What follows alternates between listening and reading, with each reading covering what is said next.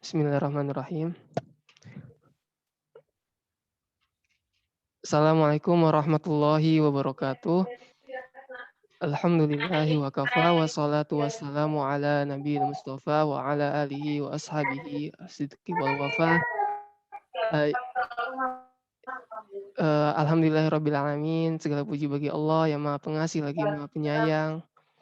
Karena dengan rahmat dan karunia-Nya kita bisa berkumpul di Zoom pada sore ini dalam topik yang spesial sebenarnya, yaitu petang spesial.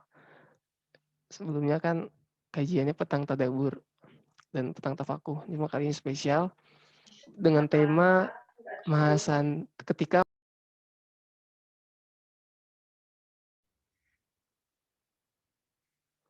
maaf keluar. Oke. Dengan tema ketika mahasantri kuliah di Korea. Perkenalkan terlebih dahulu nama saya Muhammad Zidan sebagai host merangkap moderator dan juga narasumber kita yang alhamdulillah sudah hadir di tengah-tengah kita. Yang pertama ada Kang Arik Abdillah. Beliau lulusan Universitas Indonesia, jurusan kimia, Kang Arik koreksi kalau saya salah. Lalu dilanjutkan ke Korea Advanced Institute of Science and Technology di jurusan yang sama. Lalu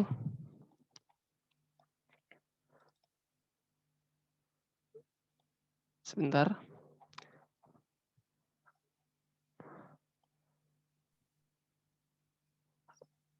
Saya mau ngepin Ustaz Zuhroni ini.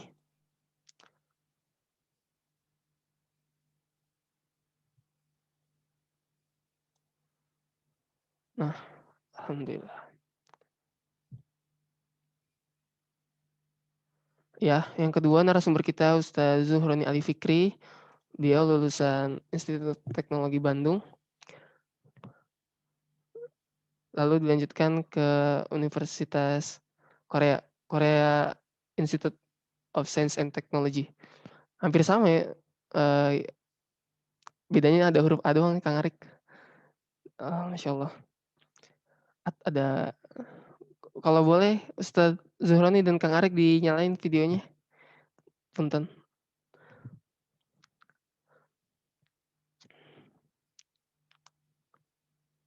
Insya Allah. Apa kabar Ustaz, Kang?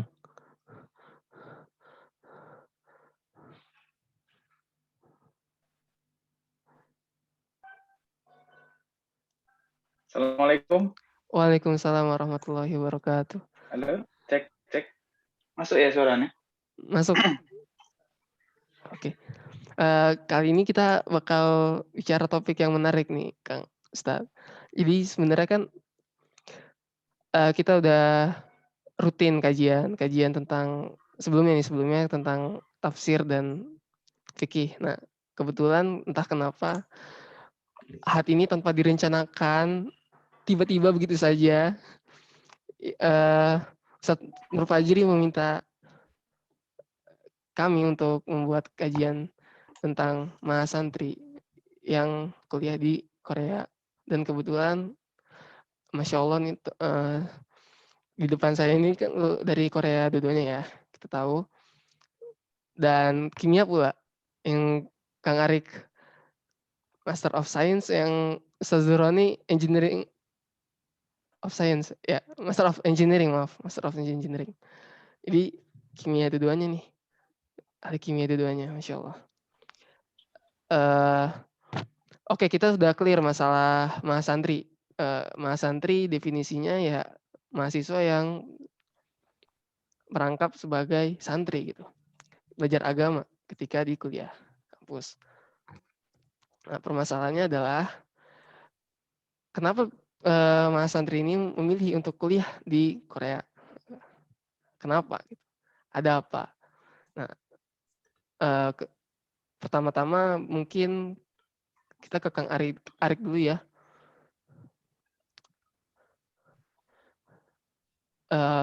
Kang Arik bisa Mas, diceritakan. ini saya dengeran nggak? Tadi saya soalnya koneksinya agak-agak Kalau saya suara jelas nggak? lalat gitu, Kalau saya agak-agak patah-patah gitu.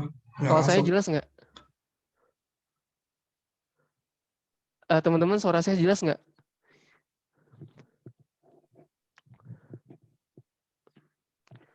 Teman-teman? Oh, saya ini tulisannya mau bandwidth is low.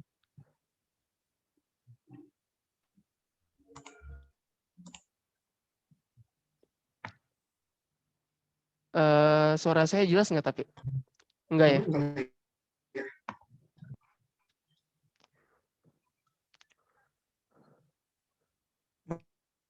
Mas Zuhroni kedengeran? Iya, hostnya mungkin ini.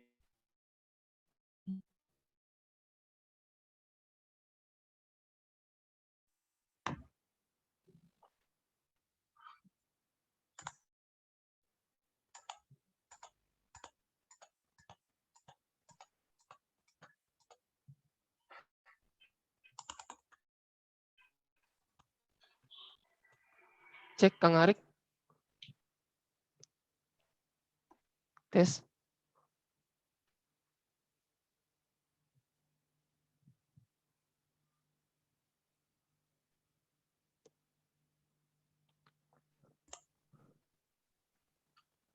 Cek, masuk nggak, Mas? Masuk. Ya, silakan Masuk, Kang oke. Arik, langsung aja Kang Arik. Tadi pertanyaannya apa, Mas Ijan? Gini aja, jadi kan ini santai aja ya. Bagaimana cerita Kang Arik Oh iya. dari Mas Santri ceritanya hingga bisa ke Korea gitu.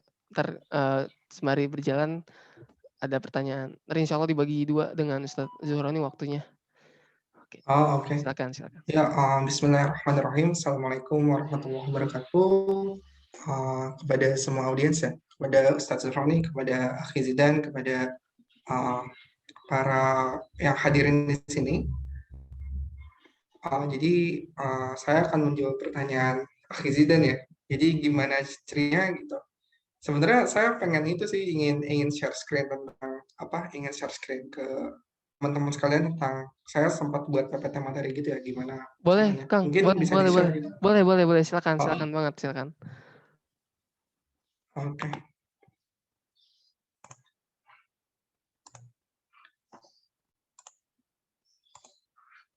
Jadi sebenarnya sih itu ya, kan ketika Mas Henry kuliah di Korea, kalau bagi saya mungkin kalau bagi Ustadz Zuhroni mungkin kuliah ya, tapi kalau saya terdampar lebih tepatnya ketika saya gimana caranya, kenapa saya bisa sampai ke Korea tuh itu dimulai ketika saya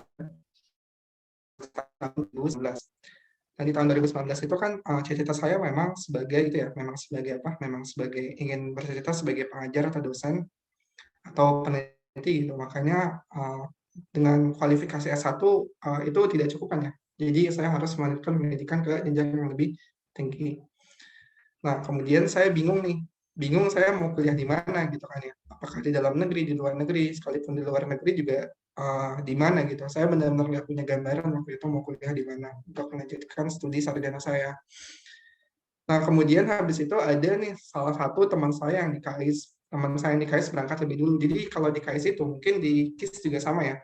Di KIS juga sama di Ustadz Zuhroni atau secara umum di universitas di Korea itu terbagi sebagai 2 term. Kalau misalnya untuk kuliahnya ada semester spring, ada semester spring sama fall ya, spring sama fall gitu. Musim dingin sama musim semi gitu. Nah, teman saya 6 bulan sebelum saya itu udah ke KAIS duluan gitu. Nah, terus teman saya ngomongin saya kan, Arik kenapa nggak ke KAIS aja coba gitu untuk kuliah.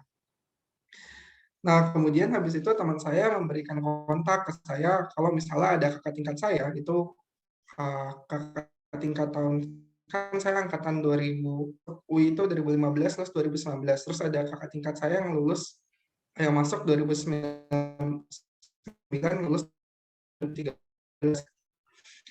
Jadi ada kakak-kakak saya gitu yang beda sama itu, dan ternyata kondisi ya, ngobrol gitu ya, kita ngobrol-ngobrol akhirnya kan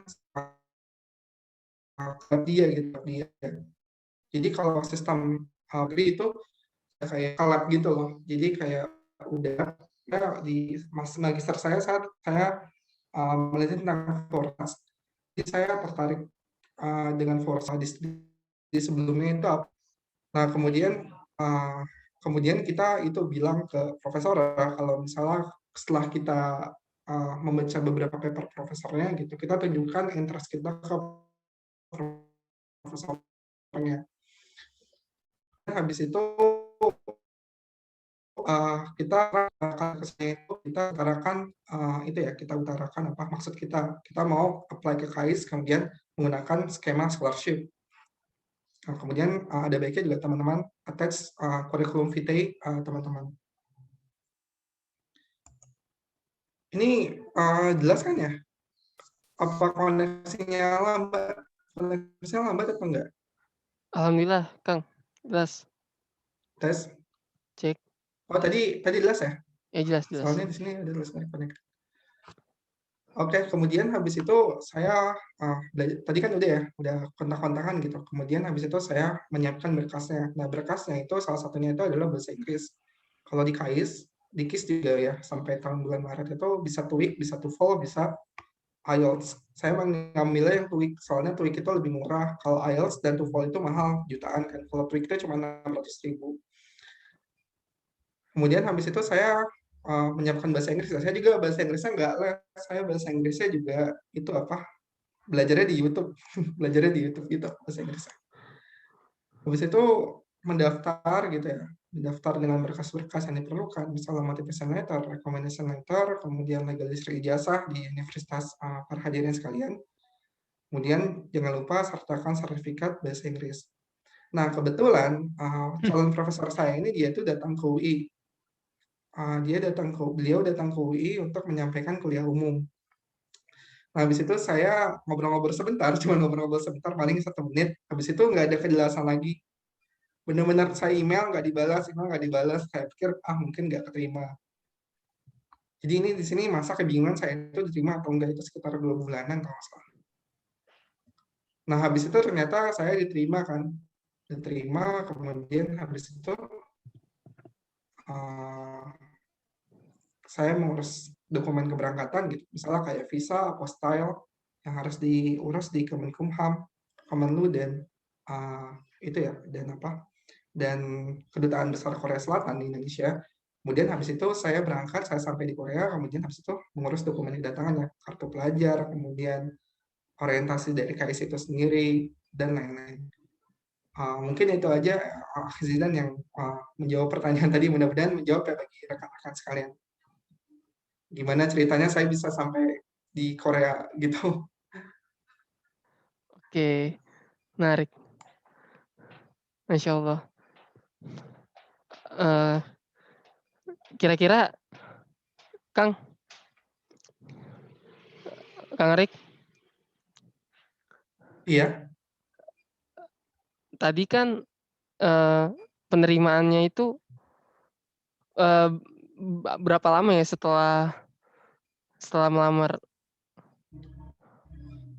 Itu progresnya itu kalau nggak salah saya tuh daftar tuh sekitar bulan April atau bulan Juni gitu ya. Saya agak lupa. Terus baru diumum April atau lupa saya. Februari atau kapan gitu. Saya agak lupa. Pokoknya saya tuh sempat kosong 6 bulan aja untuk mengurus itu. Untuk mengurus apa? Untuk mengurus keberangkatan ini ya. Jadi 6 bulan sejak saya lulus, saya nggak langsung berangkat seperti teman saya lulus gitu. Teman saya itu mengurusnya itu udah dari saat dia kuliah. Kalau saya mengurusnya itu ketika ke KAIS, saya setelah kuliah gitu. Jadi setelah lulus, setelah saya wisuda, baru saya mengurus itu sekitar 6 bulanan gitu. Sampai saya berangkat ke Koreanya. Menarik. Oke deh. Nggak ada gambarnya. Udah selesai presentasinya. Mungkin Iya. nanti ada sesi tanya jawab ya, Kang. Kita lanjut dulu ke narasumber selanjutnya. Hmm. Oke, makasih Kang. Iya, sama-sama.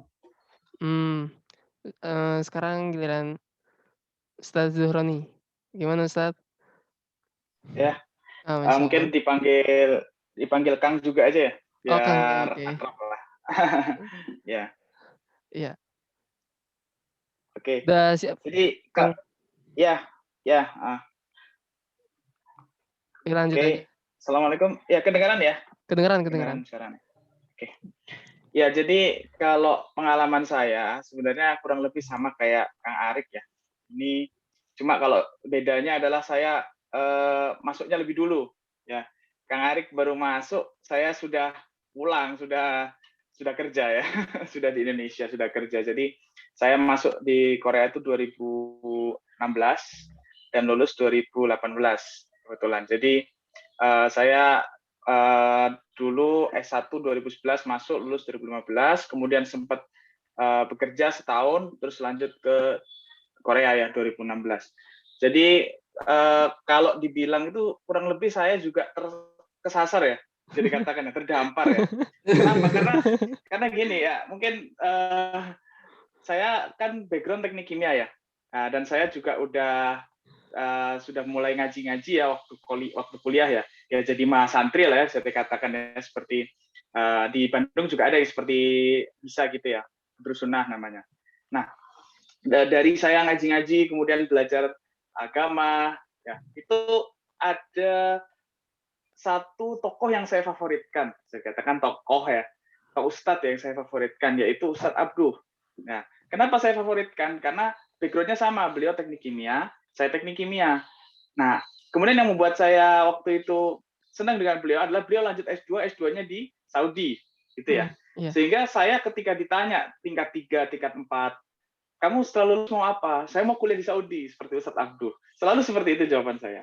Nah, singkat cerita, lulus kuliah pun saya benar-benar ngejar itu pendaftaran waktu itu, kalau mungkin pernah dengar KFUPM ya, King Fahd University of Petroleum and Mineral ya.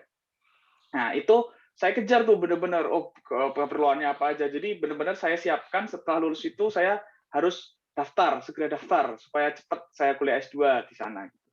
Nah, terus akhirnya saya daftar. Ternyata ini salah satu ya kelemahan ya, bisa dikatakan ya, kampus-kampus di Saudi, yaitu masalah birokrasi ya.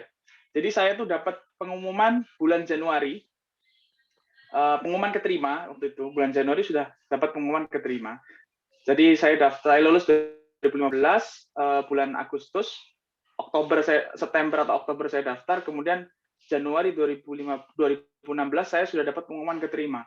Nah, tapi saya email ini persyaratannya bagaimana? Karena waktu itu katanya masih ada yang kurang. Mereka minta GRE. Nah, GRE itu mahal ya, mahal dan susah tesnya. Sehingga saya nggak sanggup kalau harus GRE gitu kan. Saya tanya minta keringanan dan lain-lain, nggak ditanggapin. Lama sekali.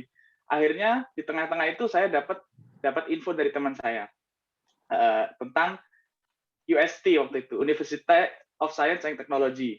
Jadi kalau di gambarannya UST ini seperti, kalau KAIS kan mungkin udah terkenal ya, KAIS ya. Nah, sebenarnya kampus saya KIS itu dulu gabung sama KAIS.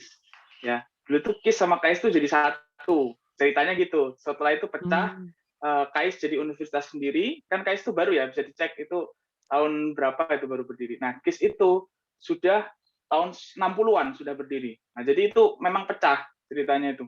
Nah, KIS ini itu jadi lembaga riset, khusus riset aja, nggak ada istilahnya, nggak terlalu menekankan ke kuliah. Jadi kalau digambarkan tuh, kalau di Indonesia itu kayak LIPI lah ya, LIPI, kemudian Batan ya, mungkin yang terkenal kayak gitu. Nah, kalau di Korea itu universitas riset itu LIPI, Batan, kemudian apa lagi, LAPAN gitu ya, itu tuh bergabung ya menjadi satu, bergabung jadi satu, kemudian membentuk universitas. Nah, kalau di kita tuh baru aja ini juga mulai gabung ya, institusi-institusi riset itu. Nah, di Korea udah lama itu, udah dari tahun 2003 mereka gabung. Nah, ketika mereka gabung, bikinlah universitas namanya University of Science and Technology, yang mana jadi tempat saya kuliah. Nah, singkat cerita, jadi saya tahu tuh dari teman saya awalnya. Teman saya, ini ada yang bagus. Nah, selain waktu itu, selain masalah KIS-nya itu yang terkenal waktu itu, KIS-nya sudah lumayan terkenal, tapi USD-nya nggak terkenal gitu ya. Tapi waktu itu juga ada iming-iming yang lain ya, terkait dengan waktu itu ya finansial cukup lah, lumayan lah secara finansial. Nah, saya kan mikir saya nggak kerja di Indonesia kan, saya keluar negeri ya, saya juga pengen dapat lah untuk kelebihan finansial waktu itu mikirnya. Jadi yang dari awalnya Saudi ini mulai agak geser-geser nih. Wah, kok ada yang menarik ya gitu ya. Cobalah, nggak apa-apa lah gitu. Nah, singkat cerita saya coba, tapi di situ saya mulai ragu-ragu. Saya agak ragu-ragu juga. Ini gimana ya? Yang utama bikin saya ragu-ragu apa? Yaitu tentang bagaimana saya nanti di Korea. Nanti mungkin di pertanyaan selanjutnya akan lebih detail ya. Tapi itu yang bikin saya ragu-ragu. Wah, Korea itu kan terkenal begini dan begitu ya kan. Ada budaya mungkin Kang Arik tahulah budaya dinner ya. Yang mana itu agak tricky ya untuk dihindari dan lain-lain. Itu yang kurang baik lah. Nah, tapi kalau proses sebenarnya sama, proses pendaftaran dan lain-lain sama ya, makanya saya nggak terlalu ceritakan. Nah, tapi yang membuat mungkin saya ingin singgung di sini adalah motivasi saya ya. Jadi ketika saya ragu-ragu seperti itu, daftar nggak ya, gitu kan? Itu kemudian saya diterima seorang senior. Nah, senior ini ada senior di LIPI kerjanya sekarang. Dia itu angkatan tua, sudah senior ya, angkatan 2002 kalau nggak salah. Dia seangkatan sama Ustadz Abduh ya. Nah, dia kontak saya gitu kan, katanya minat ya sama ini KIS gini. Beliau ternyata kuliah di KIS gitu. Oh iya, saya baru dengar aja tapi banyak ragu-ragu. Nah, di situ beliau mulailah kasih pencerahan gini dan gitu, yang termasuk yang membuat saya termotivasi ketika itu, kita ini punya, jadi di Korea itu yang mana agak sulit ditemui dengan negara lain ya, di Eropa terutama atau di Amerika mungkin agak jarang, itu banyak sekali TKI, ya, banyak sekali tenaga kerja Indonesia di sana, dan mereka itu sangat butuh dengan ilmu. Mereka tuh banyak yang kurang paham tentang agama, dan di situ teman-teman mahasantri itu bisa berkontribusi ya, ngajar atau diskusi-diskusi dengan teman-teman TKI sehingga mereka juga bisa lebih kenal dengan agama, lebih dekat dengan agama dan lain-lain. Nah, itu salah satu yang motivasi saya akhirnya, oke lah, ya semoga memang benar ya bisa seperti itu, makanya saya daftar dan alhamdulillah 2016 bulan Agustus saya akhirnya berangkat ke Korea. Jadi kurang lebih seperti itulah bagaimana saya sampai ke Korea. Insya Allah. Harusnya ke Arab ya, Ustaz. Kang, malah jadinya ke KIS. Gara-gara tadi ada bujukan dari teman ya, Kang ya? Ya. Ya itulah. lebih menarik dari finansial. Oke, tadi pertanyaan selanjutnya, Ya. Ustaz mau jelasin tentang ini kan, tentang budaya di Korea gimana? Culture-nya di sana, dan kenapa sih harus milih Korea, dan apa sih serba-serbi di Korea tentang dunia perkampusannya gitu, Kang? Coba. Oke, saya dulu ya. Iya. Nanti mungkin ditambahin sama Kang Arik ya. Iya. TikTok. Oke. Jadi kalau dari saya ya, kenapa Korea gitu? Ini sebenarnya buat orang Indonesia itu menurut saya memang satu pilihan yang bagus ke Korea. Apa? Karena di Indonesia itu kan di sana atau Asia Timur lah secara umum, sama di Eropa. Eropa itu dia itu ini kerjanya sebentar tapi benar-benar efisien. Ya. Indonesia kerjanya sebentar tapi kurang efisien. Nah, Korea itu jembatannya. Korea itu kerjanya lama tapi efisien. Nah, jadi ketika orang Indonesia ke Korea itu nggak kaget. Mereka tuh sama-sama, kalau dari yang saya lihat ya, sama-sama kurang efisien sebenarnya. Tapi mereka kerjanya lebih lama dari kita. Kalau kita mungkin jam 7 sampai jam 4, mereka minimal 12 jam. Ya, jam 7 sampai jam 7. Nah, kalau di kampus saya dulu kebetulan jam kerja apa namanya, jam kerja ya, jam kerja resminya itu jam 9 sampai jam 6, tapi ya realnya ya jam minimal jam 9 ya, kadang lebih, kadang sampai pagi gitulah. Tapi mereka ya itu bisa itu ngejar hasil yang sama dengan memperpanjang waktu kerjanya. Nah, itu ya, sehingga Indonesia mungkin masih oke lah, masih bisa, tinggal ya memang harus siap ini ya, kerja lebih lama gitu aja. Kemudian yang kedua, kalau mereka itu serba cepat ya. Ada istilah kalau di Korea itu pali-pali. Ya, budaya pali-pali, itu budaya cepet, pokoknya harus kerjakan cepet. Nah, ini bagusnya apa? Kita bisa ya pandang lain ya, bagaimana birokrasi kemudian akhirnya bekerja di Indonesia itu mungkin bisa lebih dapat apa ya, dapat pengalaman bagaimana sih kurang lebih mempercepat birokrasi gitu ya. Itu dapat juga dari Korea. Nah, tapi ini mungkin budaya baik ya, budaya baik. Budaya jeleknya apa? Yang pertama adalah masalah tadi dinner. Ini yang paling sulit. Dinner itu istilah di bahasa Korea itu wesik ya, nggak salah ya. Saya udah agak lupa ya. Wesik. Nah, ini budaya yang tidak bisa lepas. Ketika kita masuk ke satu lab, maka mereka itu ingin menghormati kita. Nah, bagaimana cara menghormatinya? Mereka ajak kita makan malam bareng. Masalahnya, makan malam di Korea itu tidak lepas dari yang namanya komer, namanya soju atau bir ya, atau ya misalnya lah. Nah, itu nggak bisa lepas, sehingga kalau kita pun nggak ikut minum, tapi kita duduk bareng dengan mereka, yang mana itu kalau kita belajar syariat ya, itu suatu yang haram juga gitu ya. Nggak boleh juga kita duduk dengan mereka. Nah, maka satu hal yang perlu kalau memang kita masuk ke komunitas atau masuk ke Korea dan kita masuk ke budaya mereka, itu kita harus tegas dari awal.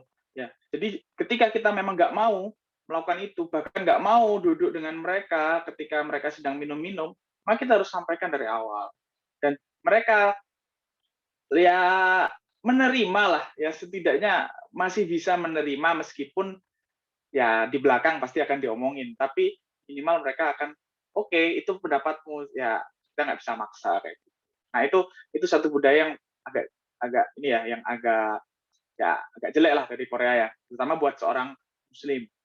Kemudian yang lainnya mungkin bisa ditambahin Kang Arik ya. Ya.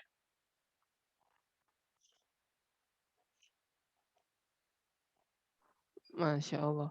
Jadi tadi saya simpulin yang pertama budaya Korea itu cepet ya, pali-pali gitu istilahnya. Terus ada juga kalau kerja panjang tapi efisien gitu ya Kang ya. Nggak kayak kita, panjang tapi ya gitu. Terus juga keburukannya di Korea ya setuju ya, kita tahu gimana pertemanan di sana, kalau kalau ingin berteman ya harus siap-siap dengan konsekuensinya. Banyak khamar, minum khamar dan haraman lainnya. Oke, coba Kang Arik gimana ceritanya Kang Arik? Kita mau denger. Coba share screen dulu ya, Kang Zidan. Kenapa? Share screen dulu ya, Oh iya, sebentar. siap. Ya, jadi ini cerita ya, mungkin hampir mirip dengan Kang. Tadi juga saya mengadaptasi dari jawaban sebelumnya dari Kang Zafroni. Jadi ada beberapa hal yang memang perlu kita perhatikan ketika kita kuliah di Korea Selatan gitu. Yang pertama ya pasti itu ya, budaya minum-minum dan makanan yang memang nggak halal gitu, dan saat keadaan-keadaan tertentu. Misalnya ketika ada penyambutan anggota baru, atau misalnya ada tamu lain gitu, misalnya ada alumni datang, itu biasanya disambut. Kemudian kalau misalnya baru rilis paper gitu, kalau misalnya paper publish gitu kan, kemudian ayo kita makan bareng-bareng gitu. Kemudian habis itu ulang tahun juga, atau misalnya hari guru dan lain sebagainya gitu. Biasanya suka ada minum-minum gitu.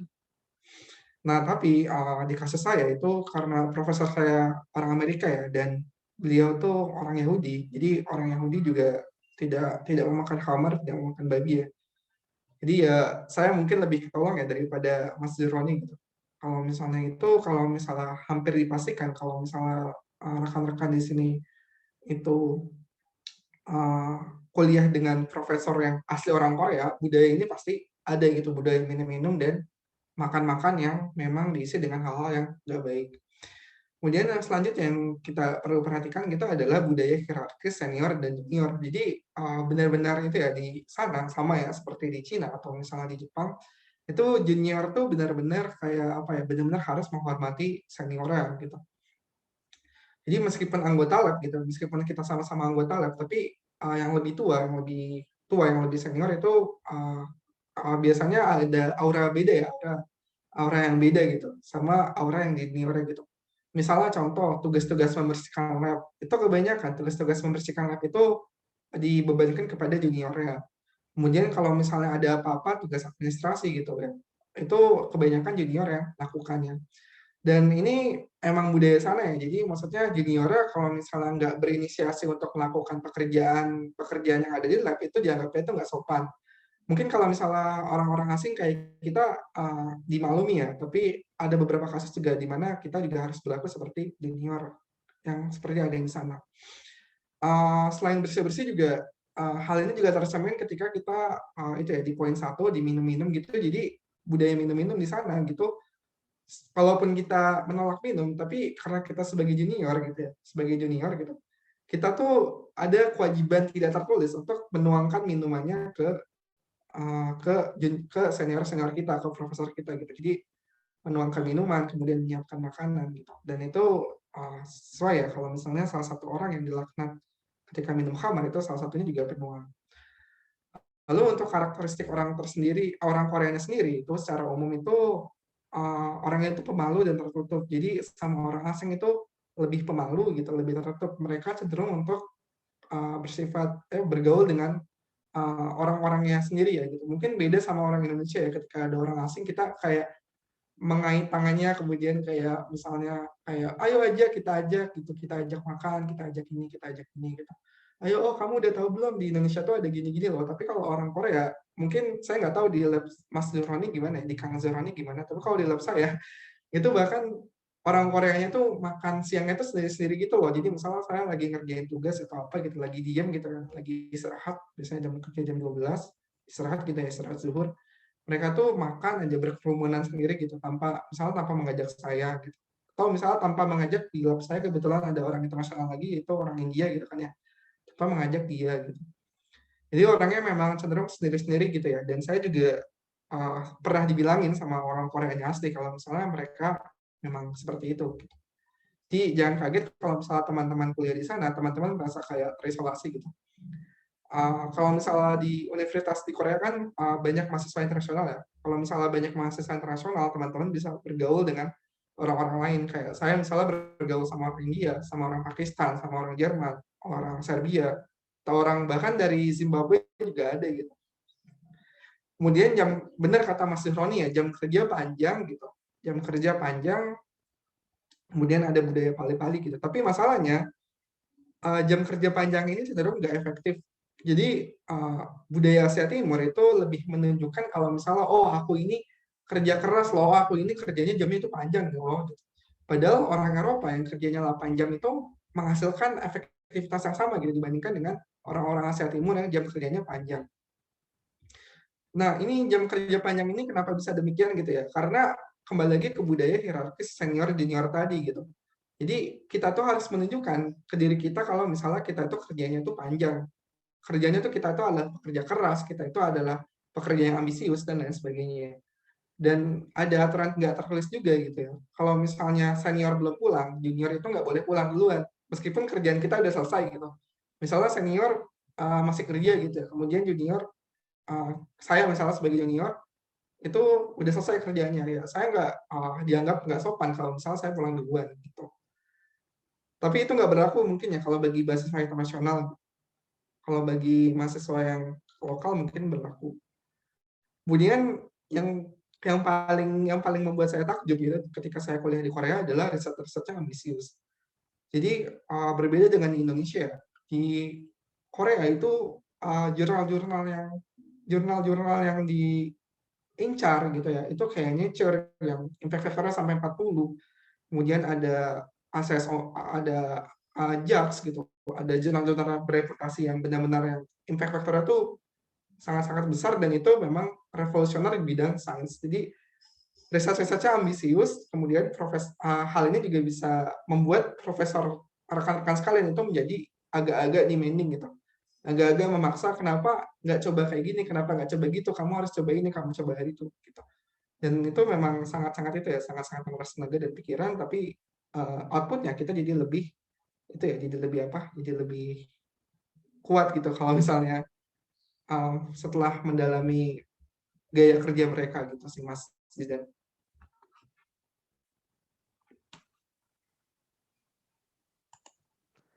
Oh gitu. Gimana? Di sana pakai bahasa apa sih, Kang? Bahasa Inggris. Internasional Inggris atau apa? Oh, nggak belajar bahasa Korea gitu ya, nggak diwajibin ya? Kalau Mas Zuhroni mungkin diwajibin ya, bahasa Korea itu sampai topik berapa gitu. Kalau misalnya beasiswa KGSP juga diwajibin sampai topik 5. Tapi kalau di KAIS, kalau pakai skema beasiswa KAIS itu nggak diwajibkan harus bisa bahasa Korea sampai tingkat tertentu, opsional. Gitu. Ini kan Kang Arik jurusan kimia ya, sains. Emang kalau boleh tahu nggak sih kalau di KAIS itu ada berapa fakultas gitu? Dan apa yang membedakan substansi dari tiap-tiap, kalau misalkan mau mendaftar apa sama aja kah? Gitu Kenapa? syarat-syaratnya. Ada Syarat-syaratnya apa? ada perbedaan di antara fakultas itu kalau ingin mendaftar apa Ah, sama aja? kalau kalau setahu saya agak lupa ya jumlah fakultas di KAIS berapa. Tadi kalau Tapi saya kalau habis di research sih 5, bener nggak 5? saya agak lupa. Tapi kalau pendaftaran sama sih beasiswa KAIS tuh. Beasiswa KAIS. Oh, mungkin ini sekalian itu aja ya. Sekalian apa? Sekalian sharing boleh Mas tentang beasiswa. Oh boleh kalau Oh, ya. mhm. Nah, jadi secara umum gitu ya. Secara umum beasiswa di Korea. Jadi secara umum saya bisa bilang pendahuluannya gitu.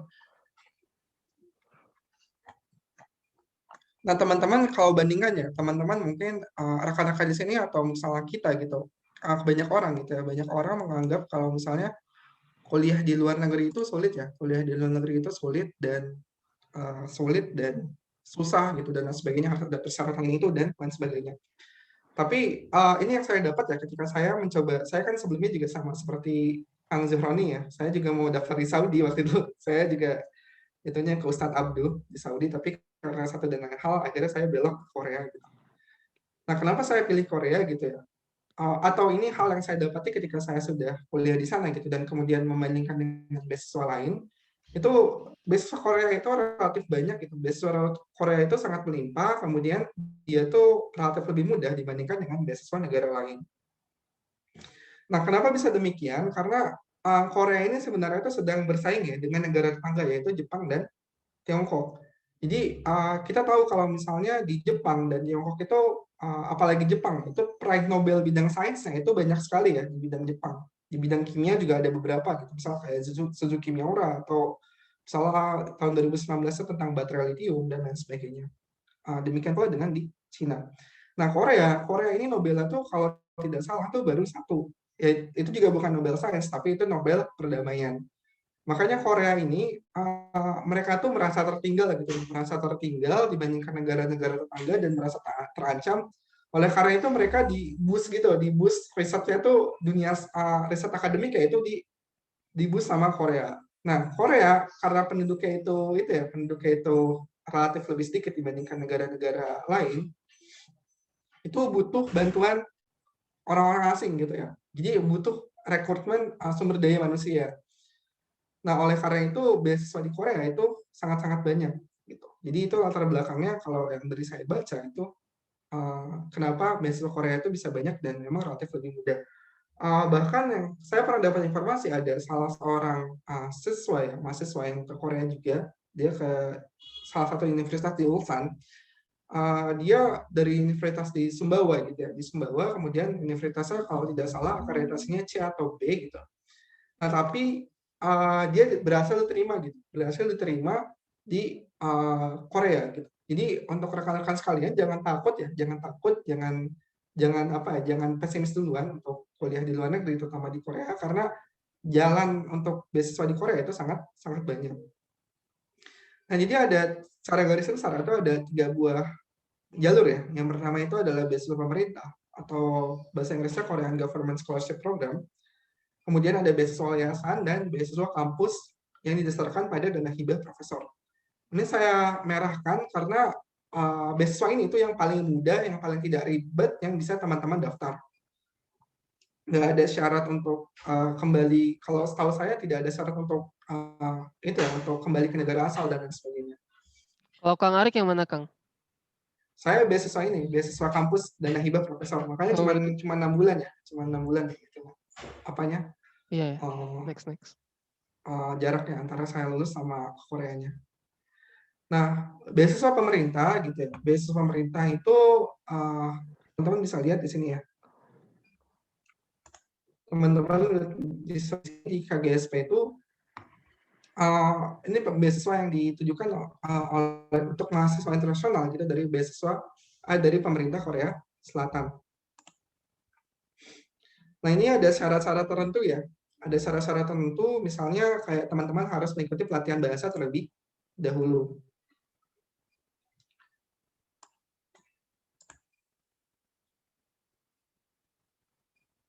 Nah, jadi ini teman-teman bisa lihat nih di situsnya. Ya. Screen-nya belum keganti kali, Kang. Udah ya? Udah, sip. Ya, teman-teman aslinya kalau misalnya teman-teman mau cari informasi beasiswa, teman-teman ini website utamanya studyinkorea.go.kr. Dan di sini teman-teman bisa baca tentang KGSP atau namanya sekarang itu adalah GKS, Global Korea Scholarship. Teman-teman bisa lihat di sini apa tujuan beasiswanya, kemudian kuotanya berapa gitu ya, masa studinya berapa, apa yang ditanggung oleh beasiswanya dan lain sebagainya. Nah, kemudian di sini ada benefit beasiswanya ya. Dan di sini juga ada persyaratannya itu mengikuti 1 tahun training bahasa Korea. Di sini dapatnya teman-teman nanti bisa dapat resettlement allowance gitu, kayak uang pertama kali ya ketika teman-teman supaya settle gitu di Korea. Kemudian teman-teman dapat berapa sih teman-teman yang dapat per bulan gitu stipennya. Uang jajannya, uang sakunya berapa. Kemudian teman-teman bisa dapat medical insurance, asuransi medical $20,000, 20,000 won dan lain sebagainya. Kemudian kualifikasinya di sini teman-teman bisa rekan-rekan bisa lihat di sini umurnya berapa dan lain sebagainya gitu ya. Kemudian ada syarat agar beasiswanya nggak dicabut, misalnya harus di atas 80% GPA-nya atau lain sebagainya. Teman-teman bisa cari ya di situ, di GKS ya. Nah, ini beasiswanya sangat-sangat kenapa GKS ini sangat-sangat prestisius, soalnya dari pemerintah Korea Selatan, kemudian juga dapatnya juga besar, dan itu ya kayak ujung tombaknya pemerintah Korea Selatan untuk merekrut orang-orang asing sebagai tenaga sebagai tenaga mahasiswanya. Kemudian selanjutnya beasiswa yayasan, salah satu yang terkenal itu adalah POSCO gitu, beasiswa POSCO dari TJ Park Foundation gitu. Teman-teman bisa juga baca di sini POSCO itu gimana gitu. Dan terakhir itu adalah beasiswa kampus. Beasiswa kampus kalau di KAIS itu teman-teman bisa lihat di sini apply.kais.ac.kr. Itu ada syarat-syaratnya juga lengkap di sana. Nah, saya mau mau cerita sedikit tentang beasiswa KAIS. Jadi beasiswa KAIS itu mencakup biaya kuliah dan stipend sama seperti beasiswa yayasan dan beasiswa pemerintah. Tapi dia besaran stipend itu bergantung pada dana hibah profesor. Jadi ini salah satu kelemahannya dari beasiswa yayasan. Dari beasiswa kampus. Kalau misalnya di KIS, di kampusnya Mas Kang Zuhroni, mungkin nggak berlaku hal seperti ini ya. Tapi kalau di KIS ini berlakunya seperti ini. Jadi besaran stipend itu kalau di beasiswa KIS, atau mungkin di kebanyakan univ lain gitu ya, itu bergantung pada dana hibah profesor. Artinya kalau misalnya profesor kita nggak punya hibah, kita nggak bisa dapat stipend.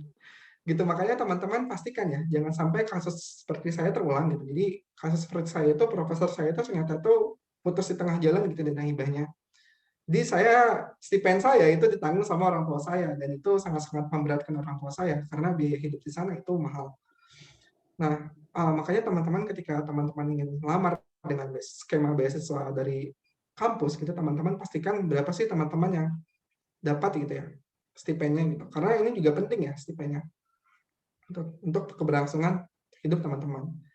Jadi secara garis besar kalau misalnya beasiswa pemerintah dan beasiswa yayasan itu dapatnya memang agak lebih sulit dibandingkan dengan beasiswa kampus gitu, atau dana hibah profesor gitu. Tetapi stipend teman-teman, biaya teman-teman itu terjamin. Jadi nggak bakal, kalau GPA teman-teman mencukupi, syarat-syarat terpenuhi, teman-teman nggak akan diputus gitu ya beasiswanya. Tapi kalau misalnya beasiswa kampus itu tergantung dana hibah profesor. Jadi kalau misalnya dana hibah profesor itu bahaya ya bagi stipend teman-teman. Itu sih Kang Zidan yang bisa saya share. Mungkin Kang Zuroni bisa menambahkan. Mantap, mantap. Sangat bermanfaat sekali, Kang. Ya, bagaimana Kang Zuhroni? Apakah ada Kalau tanggapan? di KIS dapatnya besar kan ya, Kang ya? 1 juta, Ya, 1 juta itu kan? ya. Ya, alhamdulillah. Jadi kalau dari segi beasiswa, kalau di KIS itu memang skemanya agak beda ya. Jadi kalau di beasiswa kampus itu, atau ya saya biasa sebutnya beasiswa kampus ya, seperti yang Kang Arik dapat itu kan memang tergantung profesor. Kalau di KIS itu kita ada ada dua penyumbang dana, bisa dikatakan kayak gitu. Yang bayarin kita ada dua. Yang pertama adalah kampusnya sendiri, yaitu UST. Yang kedua adalah profesornya. Profesornya itu ya profesor yang ada di institutnya. Kalau di kasus saya, profesor saya yang di KIS. Sehingga kita dapat dua dana, dua sumber gitu ya. Yang meskipun ujung-ujungnya ketika masuk ya tetap jadi satu. Jadi memang kalau dari segi finansial, ya ini menurut pendapat saya ya, itu UST bisa dikatakan memang paling top ya dari segi finansial ya.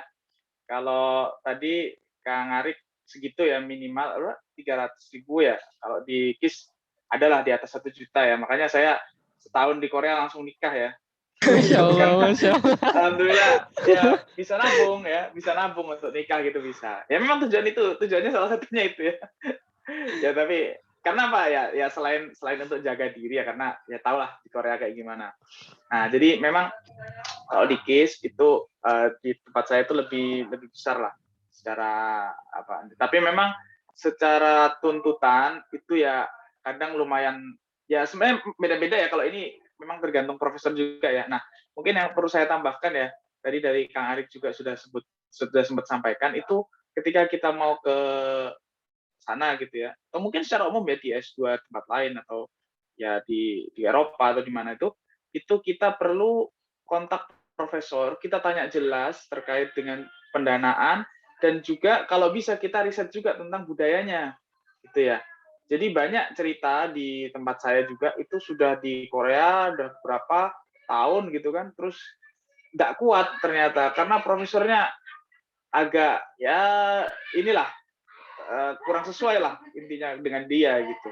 Nah ini juga perlu dipastikan dari awal. Gimana caranya ya? Gampang saja sebenarnya, kita bisa kontak-kontak ke anggota lab, karena biasanya setahu saya ya setiap grup lab itu pasti punya punya website, nanti kelihatan di situ siapa saja anggota labnya. Nah itu kan bisa kita kontak satu-satu. Syukur-syukur kalau ada orang Indonesia, kita bisa tanya-tanya dulu. Nah ini juga bisa memastikan terkait dengan kasus saya dulu, karena profesor saya orang Korea, saya pengen tahu terkait itu budaya minum itu tadi. Kebetulan ada orang Indonesia waktu itu, saya tanya gimana kalau di lab sana gitu. Bisa nggak misalnya saya menghindar, karena saya dengar dari yang kan tadi saya sempat di ini ya, yang temannya Ustadz Abdul itu ya, saya sempat dikasih beberapa informasi lah ya. Nah di lab dia itu agak ketat, jadi dia tuh pernah dia tuh dulunya masih ngikut gitu ya, artinya ya kalau ada acara minum dia ikut, tapi dia nggak beda meja ataupun nggak ikut minum lah tentunya ya. Tapi di akhir-akhir dia belajar, dia makin yakin bahwasanya nggak boleh ikut sama sekali, itu nggak boleh. Akhirnya tiba-tiba awalnya dia masih ikut acara-acara seperti itu, tiba-tiba dia berhenti, dia nggak ikut. Nah, ketika dia memutuskan nggak ikut, itu tuh benar-benar reaksi dari orang Koreanya itu sangat sangat keras ternyata. Sampai dia diancam keluar.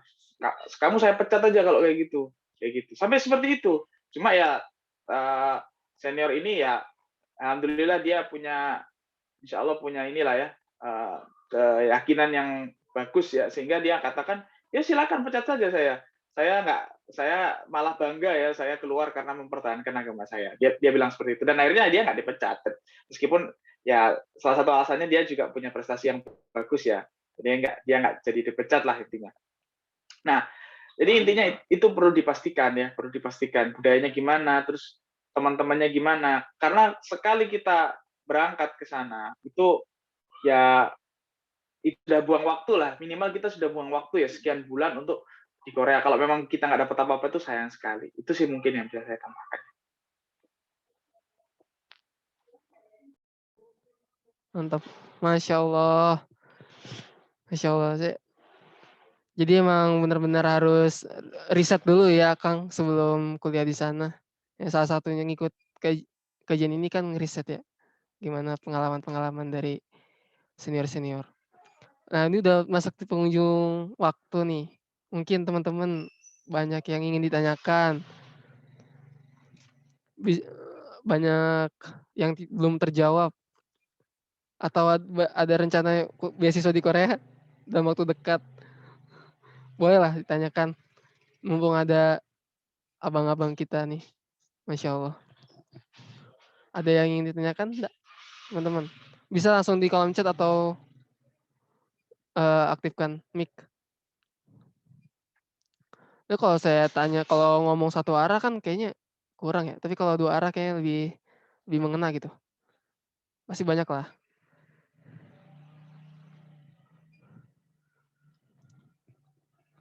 Ya. Oh, belum ada yang bertanya nih, Kang. Gimana ada yang... Tapi insya Allah tadi informasi dari Kang Arik sama Kang Zuhroni tentang beasiswa cukup jelas ya.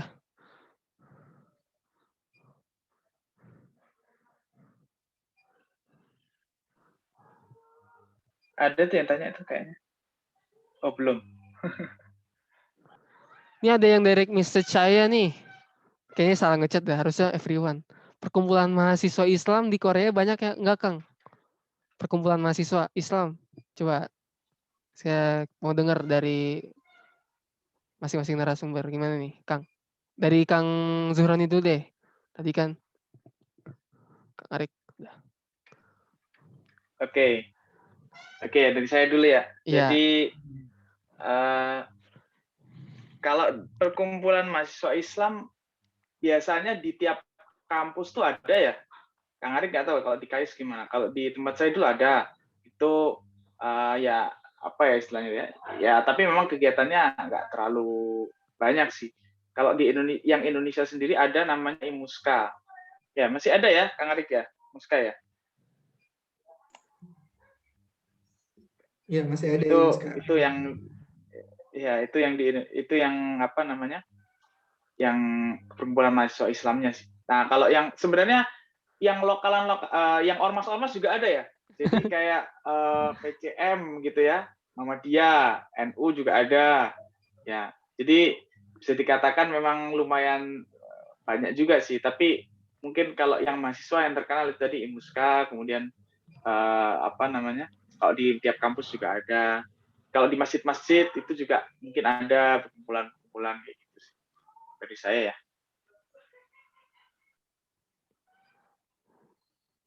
Kalau sholatnya gimana, Kang? Kalau untuk melakukan ibadah sholat?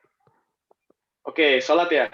Nah, sholat nih, kalau sholat wajib ya, sholat 5 waktu gitu. Kalau di tempat saya ada musola, jadi ada ruangan yang kebetulan dijadikan musola, jadi kita pakai. Ya, alhamdulillah, baik ya lumayan ya. Kita bisa jamaah terus waktu saya di sana. Alhamdulillah, hampir ya asal saya di kampus gitu saya bisa jamaah terus gitu ya. Cuma kalau subuh ya nggak ada, subuh maksimal maghrib lah maksimal ya. Kalau subuh Berarti nggak ada ya, subuh isya nggak ada. subuh udah pasti sendiri ya? Ya, ya. Makanya nih harus bawa pasangan ya biar ada ini bisa jamaah ya. Iya, itu. Terus kalau Jumatan, nah mungkin yang bikin penasaran nih Jumatan mungkin ya. Kalau Jumatan ini memang jadi ini ya problem ya kalau belajar mazhab Syafi'i, mazhab Hambali itu minimal kan 40 orang ya, 40 orang mukim. Nah, ini memang sulit kecuali kita memang bisa punya akses keluar. Kalau saya karena jam istirahat tuh normal ya Jumatan nggak ada bedanya ya, jadi jam 12 sampai jam 1 ya saya nggak bisa misalnya ke Masjid Itaewon gitu. Kalau tempat saya yang dekat di Masjid Itaewon tuh perjalanan pulang pergi setengah jam, lebih 40 menit lah pulang perginya, belum ke masjidnya jalan kaki 10 menit, berarti sudah 1 jam perjalanan, belum sholatnya ya kan, nggak mungkin, nggak akan sempat. Akhirnya ya waktu itu kami ya tetap sholat Jumat ya seadanya gitu, seadanya orang sholat Jumat di mana namanya, di masjid atau di musola itu. Ya kebetulan di tempat saya lumayan lah, kalau sholat Jumat tuh ya ada 20 orang mungkin ada. Gitu. Gak tahu kalau di KAIS harusnya lebih banyak. Saya dulu sempat sholat juga di ICD ya, Islamic Center Daejeon itu ya. Tuh Daejeon kayaknya sama lumayan banyak Seoul, tuh. Seoul jauh kan ya Kang? Daejeon sama Seoul agak Jauh. jauh ya, jauh kan? Nah, jauh. Ya, tapi kalau di tempat saya dulu tuh gini. Jadi kampusnya itu ada orientasi gitu ya. Jadi semacam ospek lah. Tapi bukan ospek yang kayak dimarah-marahin senior, enggak. Jadi lebih ke pengenalan-pengenalan kampus lah. Nah, tempatnya dulu di Daejeon, di tempatnya Kang Arik nih, kotanya Kang Arik. Makanya saya kalau Jumatan ke situ, ketemulah dulu sama orang-orang KAIS beberapa. Tapi emang Seoul lebih ini sih, lebih crowded banget sih. Saya lihat di Oh Google ya, total penduduknya 9 juta. Kalau Daejeon ya, 1 juta sampai 2 jutaan. ya, Hampir memang ya memang lebih beda lah. crowded. Ya.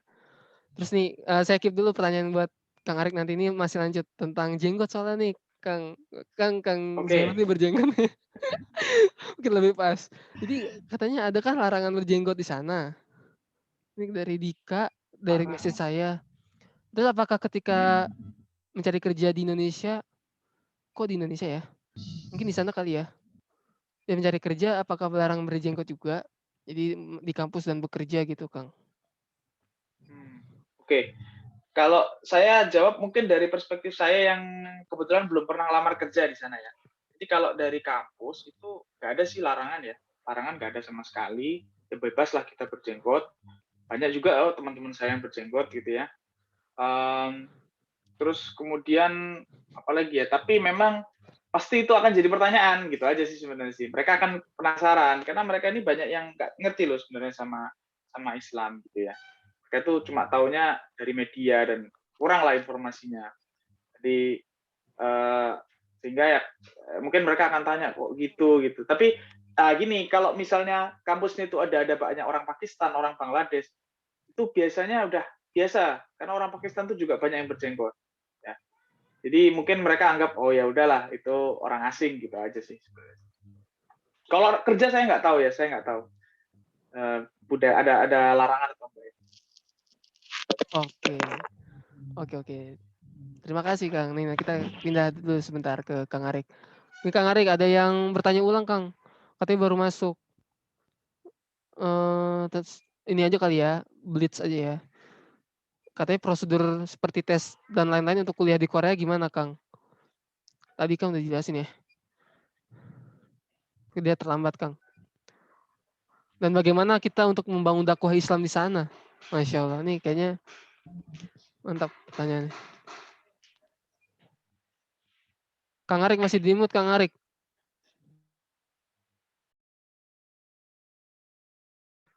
Kang Arik masih di mute. Ya, nyambung. Saya jawab dulu ke pertanyaan Mas Roni yang dulu nyambung ya. Jadi ya kehidupan Muslim di sana ada ini ya. Jadi di sini teman-teman bisa lihat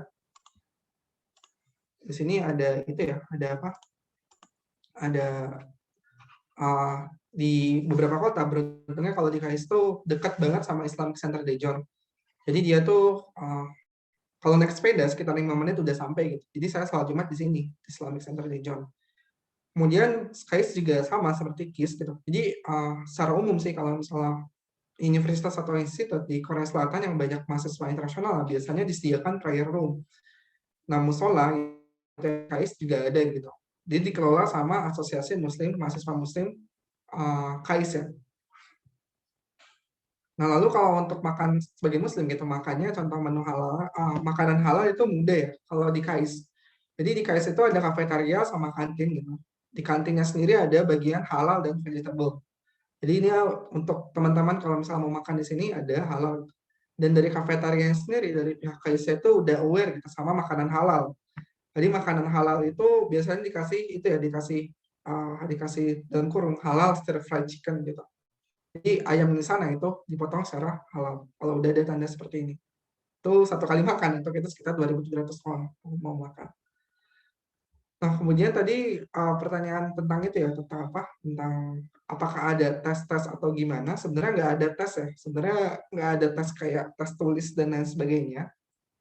Itu untuk itu ya untuk yang graduate.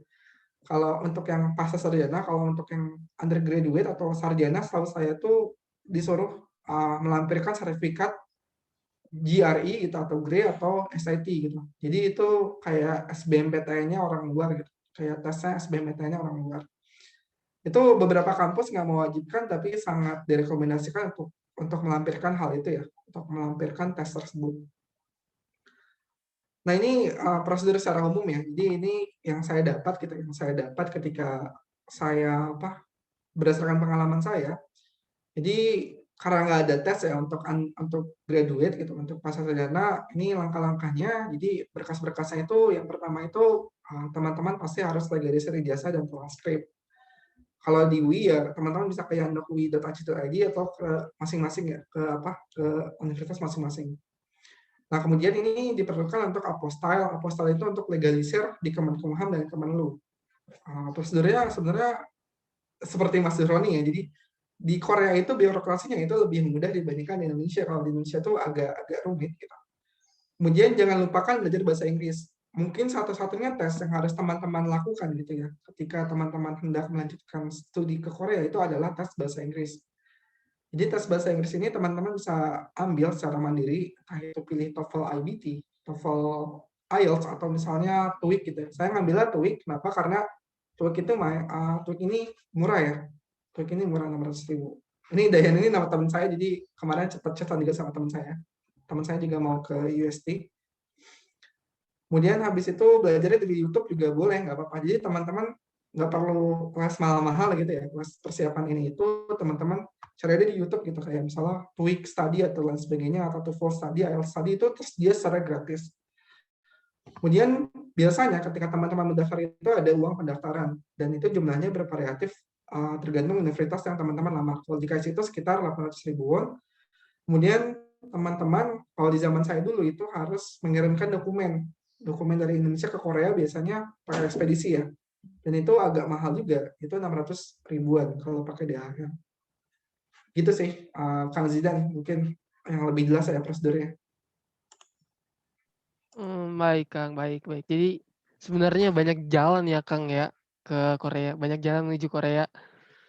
Tinggal kita gimana milihnya, pinter-pinternya, strateginya, banyakin pertemanan, dan juga kebanyakan pertanyaan dari teman-teman pun yang dikhawatirkan masalah, ya karena kita orang Islam ya, insya Allah yang ikut ini semua orang Islam ya. Ya bagaimana menjaga keimanan di sana, menjaga apa-apa yang tidak dibolehkan dan mengerjakan apa yang dibolehkan. Nah itu memang keresahan kita semua gitu, dan insya Allah terjawab ya semuanya oleh Kang kita tadi. Apa ada yang mau ditanyakan kembali dari teman-teman semua nih, yang 35 orang yang bertahan sampai sekarang?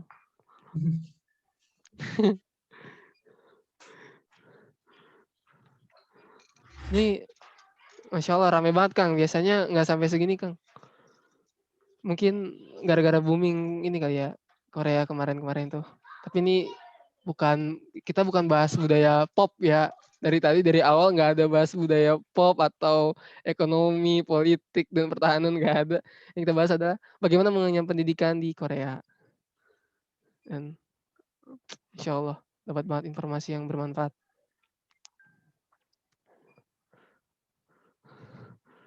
Nih ada yang bertanya lagi. Ini kok banyak banget direct message ya? Harusnya everyone aja. Oh iya jelas akan dipublish di YouTube. Ya akan dipublish. Insya Allah. Mungkin kayaknya pada malu nih Kang. Mungkin udah pada jelas, penjelasan dari Kang sekalian. Saya ini deh sebagai penutup di pertemuan kita pada sore hari ini. Wah, ada yang bertanya lagi. Nggak jadi berarti. Kita lanjut. Jadi ada pertanyaan, apakah syarat mengenai pendidikan di sana, apakah harus single? Gitu Kang. Ya, silakan dia menjawab. Dari Kang Zuroni deh, coba. Kan tadi kan suruh nikah ya di sana ya. Gimana nih Kang? Apakah Ya, harus single atau bisa pasangan? Apa harus berpasangan? waduh. Ini nggak ada sih sebenarnya ya. Kalau masalah ini status keluarga itu bebas. Mau single, mau double juga boleh ya.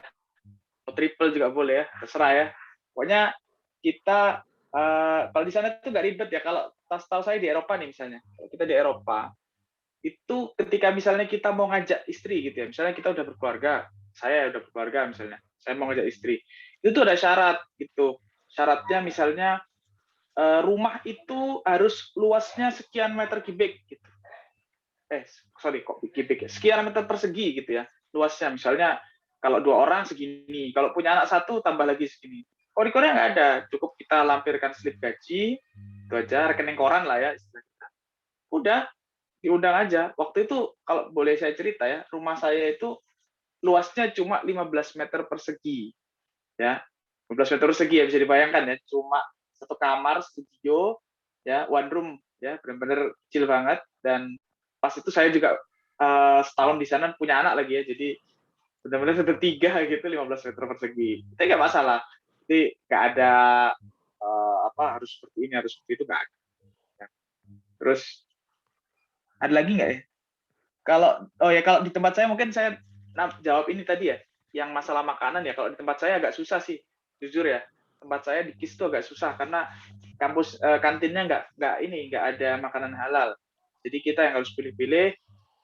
Kita yang tanya kalau perlu, bisa saya sering juga tanya saya. Misalnya ini ada dagingnya nggak gitu. Saya tanya ke yang kan kayak apa ya? Ngambil makanan itu kan kayak prasmanan gitu ya, tapi diambilin. Nah itu saya tanya, ini ada ininya nggak biasanya menunya. Nah dan itu sangat bergantung sama cateringnya. Kalau dulu awal-awal saya di kampus saya itu cateringnya banyak lauk ikan, jadi enak lah kita makan bebas ya, ambil banyak juga kadang-kadang. Nah tapi pas saya udah setahun di sana, cateringnya ganti, tapi saya udah nggak makan di kantin kan, saya udah nikah, jadi ya udah nggak peduli.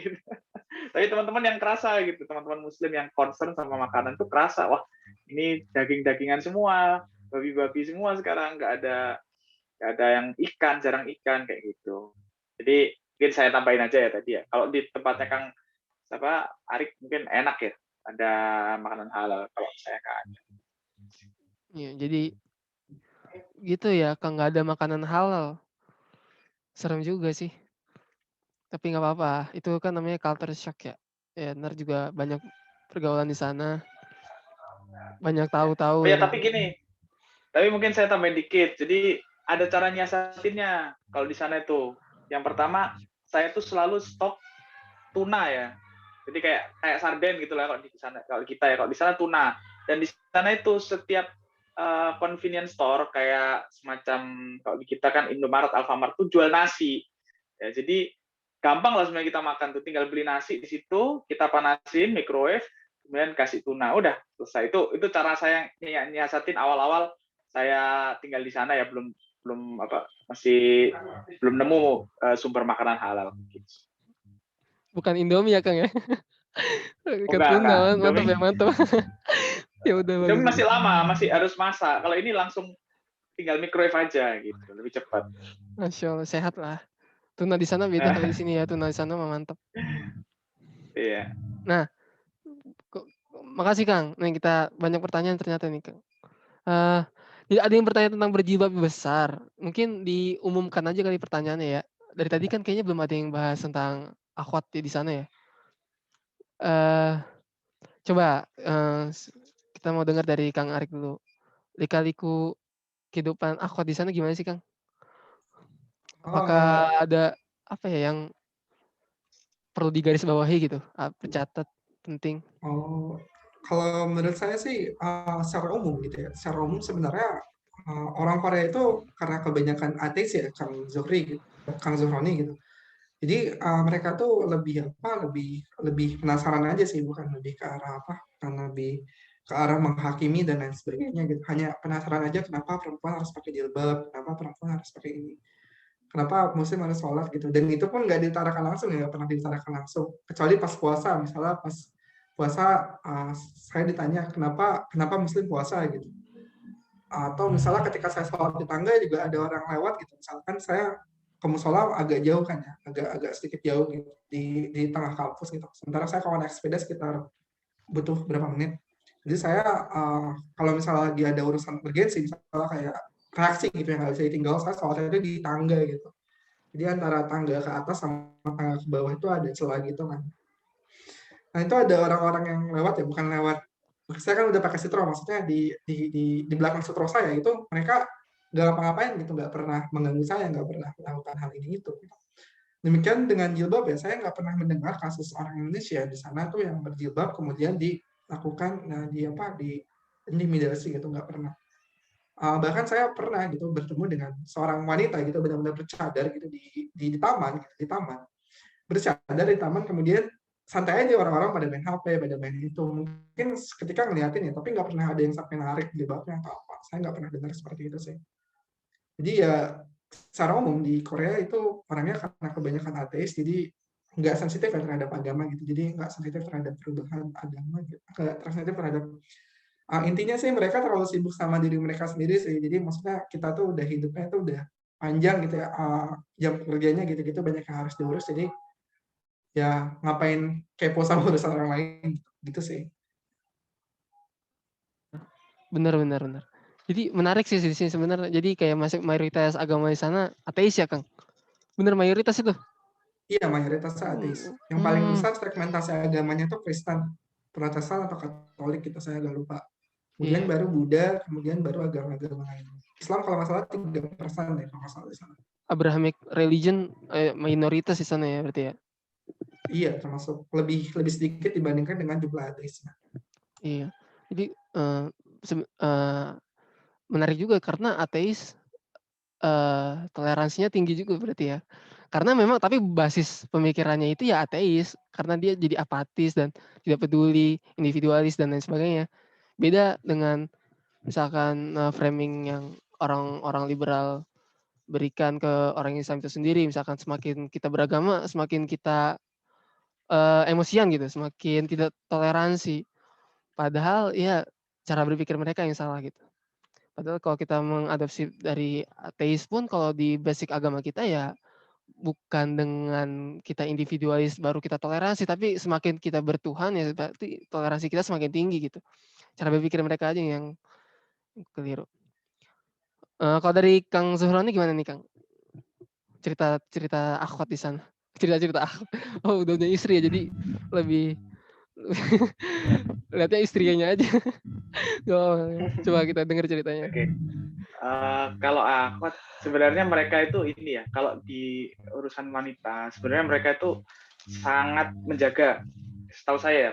Jadi saya pertama datang ke sana itu kan seperti saya bilang ya ada orientasi. Nah di orientasi itu salah satu materinya adalah tentang pelecehan seksual.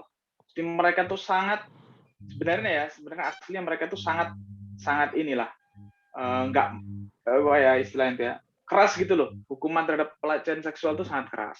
Dan saya pernah dengar nih dari teman nih, bahkan ya kalau misalnya kita nih foto nih, misalnya kita mau foto alam gitu ya, terus ada orang Korea lewat, perempuan, ya kita nggak sengaja ke foto, ya kita nggak niat foto dia, kita ngefoto alam gitu kan. Itu tuh ini bisa, kalau dia nuntut kita bisa kena gitu, sekian ratus ribu atau sekian juta won. Nah, sehingga kalau dari background itu, maka mereka pun nggak akan berani sih kalau sama berjilbab lebar. Mereka nggak akan macam-macam gitu loh. Meskipun kita orang asing ya, tapi mereka menjamin lah, pemerintahnya menjamin lah terkait itu, terkait penjagaan terhadap wanita gitu tuh mereka jamin gitu sih. Kalau dari segi akhwat ya, dan saya juga punya teman-teman banyak ya bercadar, terus ada yang jilbab lebar juga aman-aman aja, fine-fine aja sih. Aman jadi ya Kang ya. Terakhir nih, Aman. terakhir. Sebelum kita closing statement dari masing-masing narasumber. Jadi ada yang tanya biaya yang paling mahal di pendidikan atau biaya sehari-hari itu apa? Gimana Kang? Dari Kang Arik. Tadi Kang Zuroni lagi berarti. Tadi kan pertama. Oke, biaya. Sebentar. Kalau dari saya, apa dia? Intinya berarti biaya apa yang paling mahal gitu ya? Pertanyaannya ya? Iya. Hierarki. Kalau saya biaya hidup sih. Kalau saya ya. Karena biaya pendidikan ini menurut saya nggak terlalu, karena ya saya banyak di ini ya karena beasiswa juga ya. Tapi kalau bayar sendiri saya nggak tahu. Tapi kalau beasiswa sih otomatis kita di cover. Cuma buku-buku ya biasanya saya pinjam juga, nggak apa ya, nggak benar-benar beli gitu. Ya kalaupun beli sebenarnya untuk level dengan gaji sana sih nggak terlalu mahal ya untuk buku ya menurut saya. Kayak misalnya saya waktu itu beli buku ya seharga 50 ribuan ya, itu ya gaji saya anggapnya 1 juta lebih lah. Itu nggak terlalu, ya bagi saya nggak terlalu mahal. Beda dengan Indonesia, kita beli buku 600 ribu itu udah wow gitu kan, udah luar biasa, itu mahal banget gitu. Kalau di sana mungkin karena perbedaan level minimum, standar minimum hidup juga, sehingga buku sih masih relatif murah. Nah tapi memang biaya hidup nih yang cukup mahal nih. Sebagai gambaran, kalau saya waktu itu one room ya, tadi saya cerita, kamar satu, itu di sana itu ada 2 komponen biaya. Yang pertama ada namanya deposit. Deposit itu kita kayak setor uang ke pemilik rumah, nanti itu jadi jaminan. Nanti kita kalau udah cabut dari situ, kita bisa ambil lagi. Tapi kalau ada yang rusak nanti mereka akan kurangin lah deposit kita itu. Nah, deposit ini lumayan. Deposit ini bisa sampai 5 juta won. Kalau kurs rupiah sekarang 1 won itu mungkin berapa? 12 ya, kalau nggak salah ya. Jadi sekitar 60 juta lah untuk deposit rumah. Nah, tapi ya itu tadi, deposit itu istilahnya uang mengendap lah ya. Nah, terus biaya per bulan yang menurut saya paling mahal. Kalau di rata-rata itu mungkin sekitar 30-50% saya biaya hidup saya tuh, biaya yang saya keluarkan tuh itu ya dari biaya hidup, terutama ketika saya udah berkeluarga. Kalau pas dulu sebelum berkeluarga, karena saya tinggal di asrama juga, ya itu super hemat sih, karena asrama murah bayarnya, ya paling dari makanan aja, karena saya kadang-kadang makan di luar, cari makanan halal kayak gitu sih. Mungkin itu. Jadi ya wajar lah Kang ya, meskipun mahal pun ya itu wajar gitu. Ya. Kang Arik gimana Kang Arik? Ya, saya coba share itu ya, kira-kira bulanan saya berapa. Mantap. Ya silakan. Saya suka nih Kang Arik nih, rinci Jadi ini orangnya. salah satu skema bulanan saya, bulanan skema saya gitu. Ini beasiswa, ini kalau misal dari penanya gitu, apakah uang yang paling mahal itu beasiswa uang buku atau dan lain sebagainya gitu. Sebenarnya buku-buku praktek itu kalau teman-teman mendaftar beasiswa tertentu gitu, teman-teman misalnya kayak GKS, itu ada beasiswa itu ya, ada biaya yang mencangkup biaya buku dan praktek gitu. Sekalipun teman-teman daftar ke skema beasiswa yang nggak mengcover hal ini, kalau saya dulu ya, kalau saya untuk buku-buku tuh itu ya, buku-buku saya bawa dari Indonesia, jadi saya nggak usah beli lagi. Kemudian sebenarnya dibandingkan dengan buku lebih banyak pakai PPT Profesor sih. Jadi PPT Profesor itu ya sering memang acuan utamanya. Sekalipun dikasih buku juga biasanya profesor kita yang ngasih buku ke kita gitu. Kita di lab-lab itu biasanya ada buku-buku yang bisa kita pinjam di perpustakaan juga ada. Kemudian dosennya juga nggak ada uang fotokopian di sana ya, nggak ada uang fotokopian, jadi ya dikasih materi ya dikasih gitu tanpa kita harus bayar. Kemudian kalau untuk praktek, karena saya dan Kang Zuhroni itu dari sains ya, dan kita butuh bahan kimia, sama-sama berbasis kimia gitu. Nah ini ajaibnya di Korea gitu, di negara maju. Jadi kita apa-apa tuh beli bahan itu nggak pakai uang kita, pakai uang lab. Jadi pakai dana hibah lab.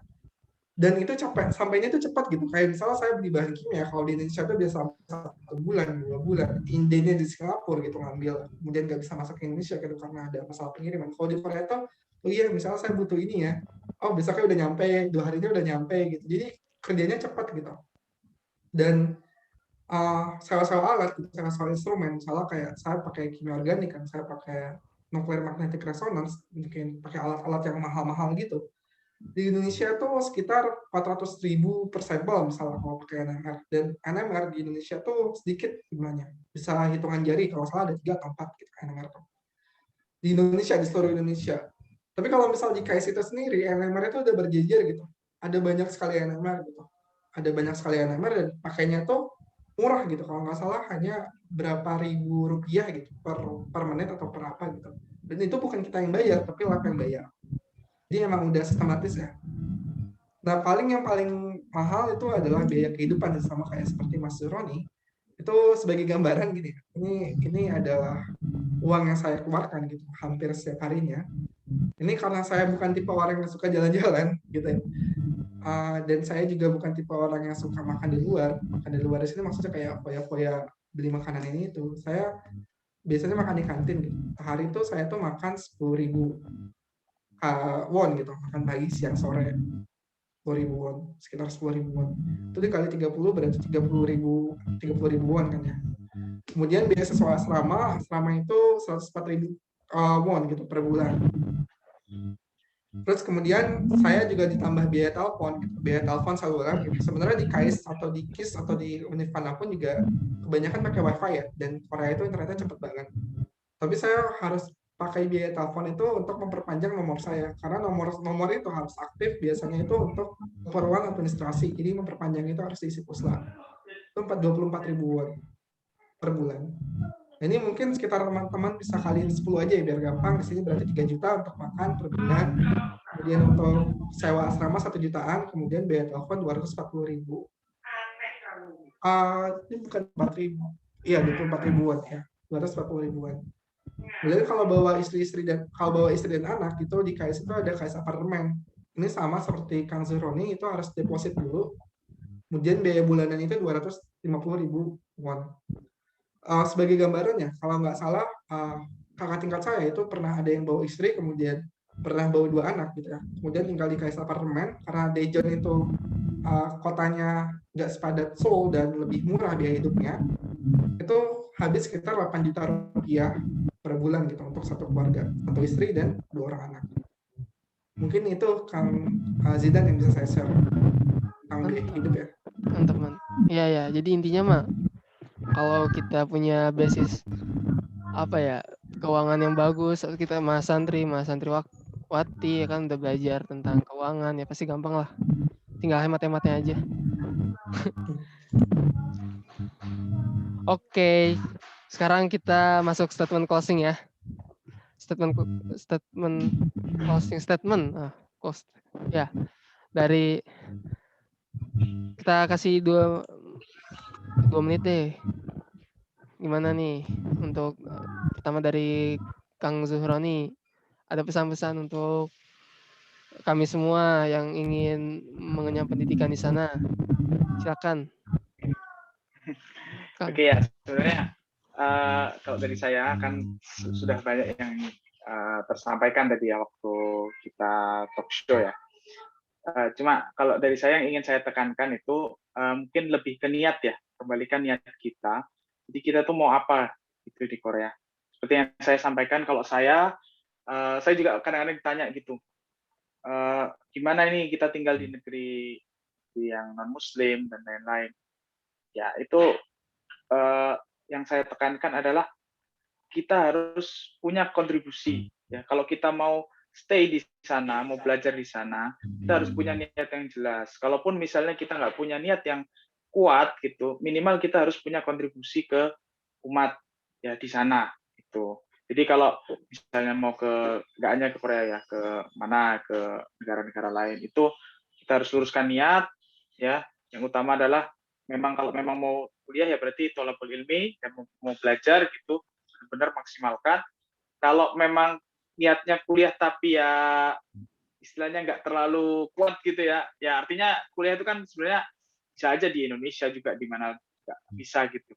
Nah, tapi kalau misalnya seperti itu, minimal kita harus punya kontribusi, kita harus cari-cari nih peluang-peluang apa di sana. Mungkin nanti kalau pengen tahu ya bagaimana peluang-peluang dakwah ya di sana, bisa lanjut di Japri atau nanti mungkin lewat Kang Zidan ini ya. Tapi intinya kalau dari saya itu, jadi luruskan niat, terus kalau bisa sih kita harus punya kontribusi ya ke umat Islam di sana. Kalau saya dulu ya saya bisa ngisi dikit-dikit lah. Sebagai Mas santri ya adalah modal-modal ilmu sedikit untuk teman-teman TKI, untuk teman-teman pelajar juga di sana. Ya itu sih kalau dari saya. Cakep banget. Sekarang gimana Kang Arik? Kalau Kang Arik? Ya, mungkin maaf Zidan, saya boleh share lagi nggak Zidan? Jadi Silakan, closing statement-nya silakan. sebenarnya berhubungan dengan niat gitu ya. Ya emang berarti niat itu awal, tapi kita menekankannya di akhir ya, Masya Allah banget. Gak apa Nah, jadi ini. saya menyambung perkataan Kang Zahroni gitu. Kenapa sih Muslim itu harus repot-repot belajar sains gitu? Kan kita udah punya niat ya gitu untuk menuntut ilmu, tapi kenapa kita harus menuntut ilmu tersebut gitu? Kenapa kita harus belajar sains? Bukankah dunia itu hanya sementara gitu ya? Sementara akhirat itu kekal gitu. Nah, ini dikembalikan ke itu ya, ke sabda Rasulullah SAW yang bersabda kalau misalnya sebaik-sebaik manusia itu adalah yang paling bermanfaat bagi orang lain. Khairun nasi anfa'uhum linnas. Ini hadis sahih ya. Kemudian kita lihat di sini keadaannya gitu, keadaan nyatanya itu sering ya teman-teman temukan gitu. Di sini misalnya ada hoax gitu ya berkaitan dengan sains yang dikaitkan dengan Muslim gitu. Misalnya seperti yang teman-teman lihat ini screen capture di Facebook gitu. Misalnya ada seorang ibu menjelaskan kalau misalnya vaksin itu terdiri atas darah babi, saripati monyet, darah pelacur, darah narapidana dan lain sebagainya. Atau misalnya fenomena-fenomena yang kita amati sekarang di media sosial itu orang-orang ketika disuntik corona kemudian menempelkan koin kemudian jadi nempel gitu ya. Dan mengklaim kalau misalnya itu ada vaksin yang ada chip yang ditanam.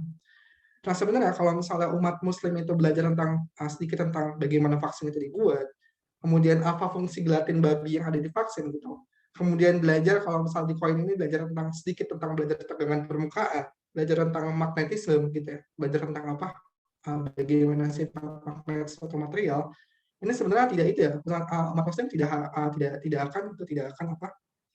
akan informasi-informasi seperti ini harusnya tidak terjadi gitu. Informasi yang melibatkan yang membawa nama Islam. Kemudian ketidaktahuan kita juga ya, khususnya untuk secara umum itu untuk orang lain.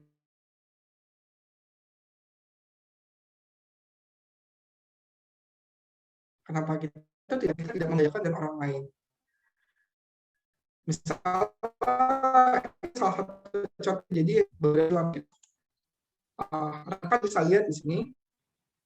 Di sini ada 2 orang yang mengklaim kalau misalnya gas itu isinya air. Jadi mereka mengeluarkan isi gas gitu. Isinya ternyata air. Dibilang ternyata isinya air. Gas LPG ya. Mereka mengklaim ini air. Nah,